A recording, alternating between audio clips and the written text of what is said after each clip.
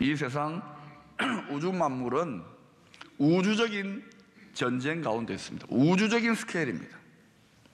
오래전에 이 모든 우주 만물의 왕이신, 통치자이신 하나님 가장 최측근에서 그를 보좌하고 섬기던 신하, 광명한 천사장 사탄이 자기가 왕이 되겠다고, 자기가 유일무이한 우주의 스타가 되겠다고 하나님께 반기를 들었어요. 세력을 규합하고 반란의 전쟁을 벌인 것입니다. 이것은 본질상 빛과 어둠의 전쟁입니다. 더 정확하게 말하면 참된 빛과 가짜 빛, 진짜 별과 가짜 별의 스타워즈 전쟁 중입니다. 이걸 모르면 여러분 성경을 제대로 이해 못하고 있는 것입니다. 셋째 하늘의 계시는 참되신 하나님의 지혜와 그 하늘 아래에 있는 이 세상의 임금이요 가짜 신 노릇을 하고 있는 사탄의 세상의 신의 지혜 대결이 벌어지고 있어요. 본래 하나님이 하늘 위와 하늘 아래 창조하신 이 세상은 온전하고도 완전한 복락과 안식의 세상이었어요. 그러나 반란이 일어났습니다. 가짜 빛이, 피조물이 왕노릇하겠다고 들고 일어난 거예요. 체제에 대한 도전입니다. 하나님 체제에 대한 도전. 진짜 빛의 체제에 대한 가짜 빛, 어둠이 도전을 한 거예요. 그래서 샬롬의 하나님께서 영원한 샬롬, 영원한 평안과 복락을 지키시기 위하여 어쩔 수 없이 이 회복의 전쟁, 구원의 전쟁, 심판의 전쟁에 참여하신 것입니다. 하나님이 어쩔 수 없이 참전하신 거예요. 왜? 반란을 했으니까. 전쟁을 시비를 걸어왔으니까. 우리가 믿는 예수 그리스도의 아버지는 성경에 보니까 전쟁에 능하신 하나님이라고 합니다. 어느 정도로 전쟁에 능하신가? 한번 싸우면 절대로 지지 않습니다. 전쟁에 전능하신 하나님이에요. 이기는 쪽에 줄을 서야 됩니다. 이기는 쪽에 가담을 해야 돼요. 근데 육신적인 감각과 생각과 판단력으로, 세상적인 감각과 지각과 판단력으로는 좀 이렇게 지는 것 같이 보이게 만들어 놨어요. 하나님의 거기에 지혜의 의도가 있습니다. 옥석을 가리고 알곡과 가라지를 가려 놓는 거예요. 이때 많은 믿는 자들조차 불리하고 지는 것 같으니까 하나님의 아버지의 승리의 전략 말씀대로 죽기 살기로 안 싸워요. 그냥 어설프게 왔다 갔다 하다가 세상으로 가담하게 되면 이제 앞으로는 그런 식으로 하면은 큰일 납니다. 교회 왔다 갔다 한다고 천국이 보장되느냐, 영광스러운 하늘의 스타가 되냐? 그렇지 않아요. 이기는 자가 되시기를 축원합니다. 눈에는 분명히 지는 것 같지만 하나님이 주시는 말씀과 성령의 감동으로 이기는 편에 죽기 살기로 가담해야 돼요. 우리는 뭐 학자들이나 심지어는 세상 사람들이 또는 믿는 사람들이 여호수아가 가나안 땅을 정복할 때 하나님이 다 진멸해버리라고 했다. 싹 쓸어버리라고 했다. 그러니까 하나님은 잔인하신 하나님이야. 구약의 하나님은 진노하시고 전쟁을 즐거워하고 피를 좋아하는 하나님이야. 그렇지 않아요. 예나 지금이나 하나님 그리스도는 똑같습니다. 사도 요한이 마지막 하나님의 계시를 풀어내면서 하나님은 뭐라 그랬어요? 정의라, 하나님은 사랑이시라. God is love. 마지막 성자가 love입니다. love. Winner takes it all. 승자가 다 가지는데 사랑이 다 취하는 거예요. 반면에 전쟁왕, 피해 굶주리고 사람들을 속여서 서로 미워하여 물고 뜯고 찌르고 살인하게 만들고 멸망케 만드는 악한 전쟁광은 누굽니까? 하나님 체제에 도전한 가장 잘 만들어졌던 피조물 사탄입니다. 그런데 사람들이 속아요. 박사학위를 몇 개나 받고 엄청난 지성인들이 오히려 거기 앞잡이 노릇을 해요. 불과 70년 전에 이 한반도에서 벌어진 이념의 전쟁, 물리적 전쟁, 동족끼리 물고 뜯고 왼수되어, 여러분 멸공이 아닙니다. 이제는 물론 오해하지 말고 들으세요. 공산주의는 배척해야 됩니다. 거기는 교회를, 하나님을 무너뜨리는 사상이기 때문에. 그러나 멸귀예요. 멸귀. 한번 따라서 차렷, 경례, 멸귀. 손 내리세요. 멸귀예요. 예? 우리의 영원한 주적은 사탄과 그 반란군들입니다. 그래서 영원히 격리시켜야 되는 거예요.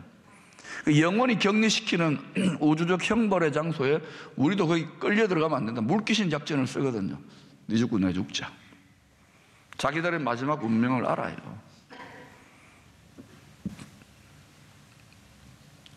그런데 힘을 다하여 하나님의 체제, 영광의 체제에 가담을 안 해요.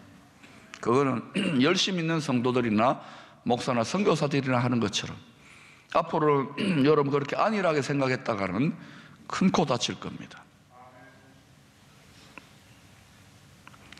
2000년 전에 이 어두운 세상, 이 세상의 반란군의 수괴가 세상 임금, 세상 자칭 신이라고 하는 그런 능력과 권세로 사람들을 미혹하고 다스리는 사탄의 어둠의 체제에 있는 이 땅에, 어두운 땅에 하늘의 영광의 빛의 총사령관, 빛의 전사들, 하늘 군대의 총사령관 되시는 메시아 그리스도 예수님이 파견 근무를 나오셨어요. 근데 파견 근무를 나오시는 모습이 뭐냐? 중무장을 하고 총을 들고 계급장을 하고 오신 게 아니라 어떻게 오셨어요? 마리아의 몸, 여자의 몸에서 태어나가지고 말구유에 응애하고 태어나신 거예요. 총사령관. 그런데 이것을 육의 눈, 세상의 눈으로 보면 아무도 모르는 거예요. 그런데 안나 할머니나 시몬 할아버지는 그 속에 진리의 성령, 예수의 영이, 하나님의 영이 충만해서 단번에 알아차리는 거예요. 이사야 선지자도 사도 요한도 그분을 알아차렸어요. 예수님은. 그래서 이사야 선지자는 뭡니까? 큰 빛이라 그럽니다. 큰 빛. 그리고 또 어때요? 사도 요한은 참빛이라 그래요. 참빛. 우리 성도님들 중에는 그런 분들이 없겠지만 이슬도 참이 좋고요, 숯도 참숯이 좋아요.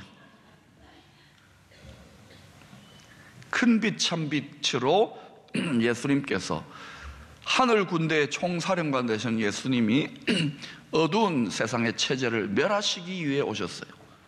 내가 온 것은 마귀를 멸하려 오셨다. 여러분, 우리가 예수님 편에 가담되어 있습니다. 우리가 정복자예요. 우리가 공격자예요. 그런데 다 속아요. 자꾸 저기 어마어마하게 강한 것 같으니까 어둠이, 우리가 자꾸 메뚜기처럼 위축돼요. 그렇지 않아요. 지금 영적인 세계에서 어둠의 세력들이 벌벌벌벌 떨고 있는 것이 안 느껴집니까? 안 느껴지더라도 느껴진다고 해보세요. 안 느껴집니까? 이렇게 이야기해가지고는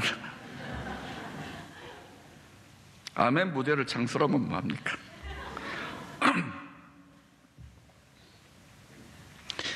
총사령관께서 이 땅에 오심으로 본격적인 빛과 어둠의 전쟁이 시작되었어요. 자, 이 참되신 총사령관 메시아 그리스도 구원자 예수 그리스도의 길을 예비하기 위해서 구약 성경에 수많은 하나님의 사람들, 선지자들이 이야기했어요. 구원자가 온다. 총사령관이 오신다.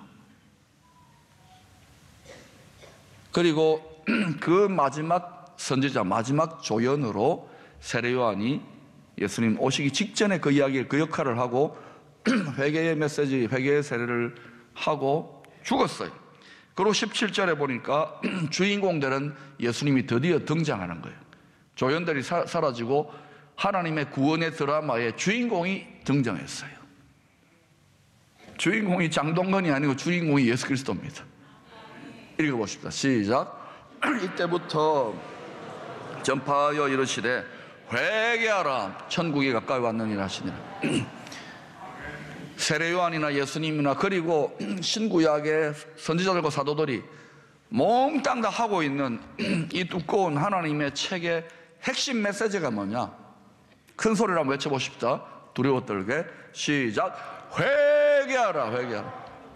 여러분, 이렇게 해가지고 회개하겠어요?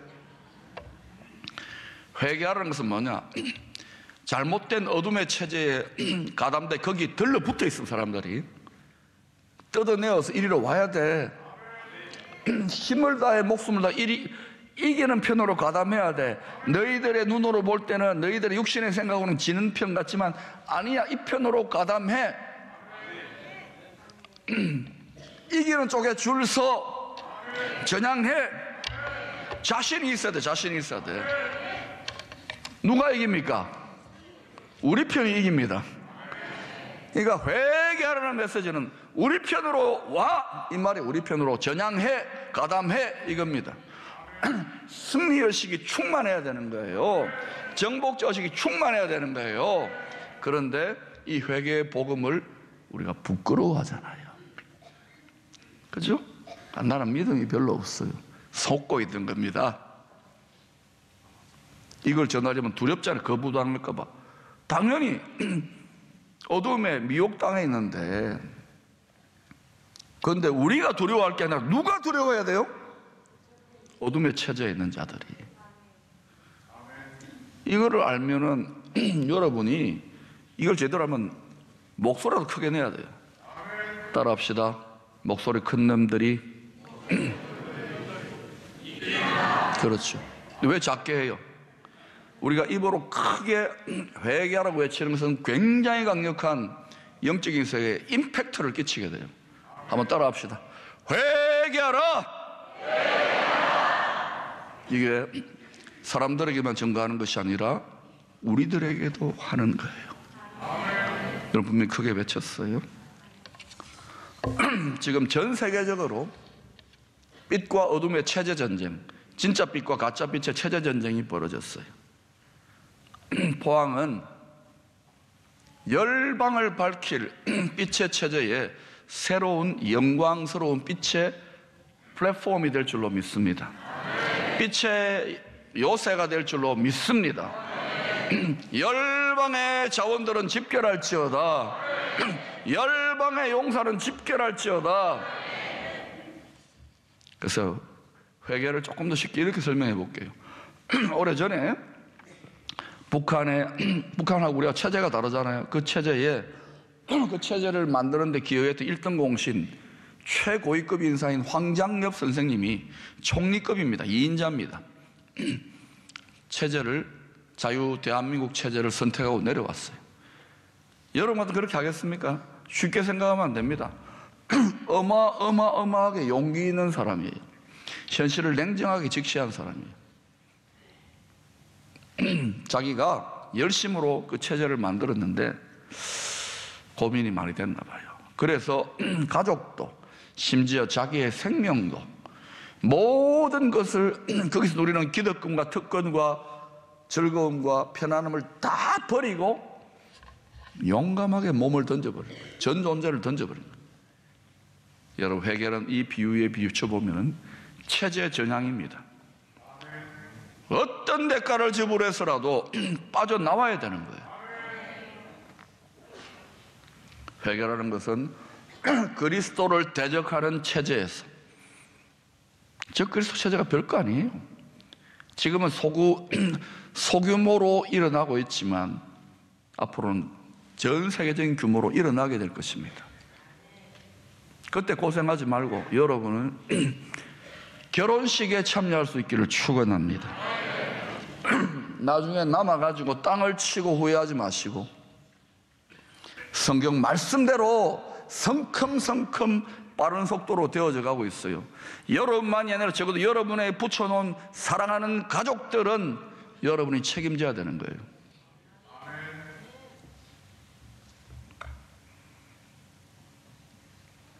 아무리 그 체제에 머물러 있으면서 이게 틀렸다는 걸 알잖아요. 그러면 더 이상 즐겁지 않은 거예요. 더 이상 누리지 못하는 거 아닙니까? 이게 아닌데 하는데 아닌데 하고 눈물만 흘리고 골방에서 고민만 하고 발만 동동 구리고 근심하고 염려하고 두려워한들 소용없어요. 회개라는 것은 체제를 전향한다는 것은 몸을 던지는 겁니다. 백기투항하는 겁니다. 어떻게 될지 나도 모르지만 일단은 가고 보는 거예요. 이게 회개예요. 회개는 행동이에요. 결단이에요. 용기가 필요한 거예요. 큰 회개는. 그런데 후회하고 눈물 흘리고 감정적 정도로 생각하는데 그렇지 않아요. 여러분 특별히 음란에 찌들어 있고 과격함에 찌들어 있고 예사로 욕하고 이런 나쁜 습관에 찌들어 있는 사람들, 여기서 은혜 받아도 어때요? 또 반복하잖아요. 반복해서 술 마시고 담배 피우고 못된 짓 하고 반복하잖아요. 그런 분들은 어때요? 특별히 목사 앞에 서기를 두려워해요. 왜? 나는 모르지. 근데 어때요? 내가 마치 아는 것처럼 용한가 봐요, 제가. 여러분이 회개해야 돼요. 회개한다는 것은 계속 반복하는 게 아니에요. 주님이 뭐라 했어요? 팔로서 나쁜 짓을 하면 팔을 잘라버리라. 그리고 천국에 들어가자. 눈으로 나쁜 짓 하고 포르노 보고 이런 거 즐기면 눈 뽑아버리라. 그리고 천국 가자.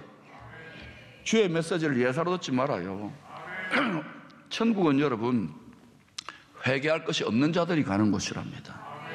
예수 믿는 것은 회개하는 거예요. 믿음이 좋아지는 건 회개가 더 깊어지는 거예요. 그런데 마귀가 이 회개 속에 감추인 어마어마한 능력을 하니까 회개 못하게 하는 거예요. 수단 방법을 안 가리고 회개 못하게 해요. 회개가 빠져버리면 교회는 타락합니다. 믿음은 타락합니다. 교회 지도도 타락해요. 신앙생활이라는 것은, 구원이라는 것은 출애굽, 출바벨론, 출육신, 출세상이 올시다. 그것은 회개, 체제를 돌이키는 것부터 시작되는 거예요.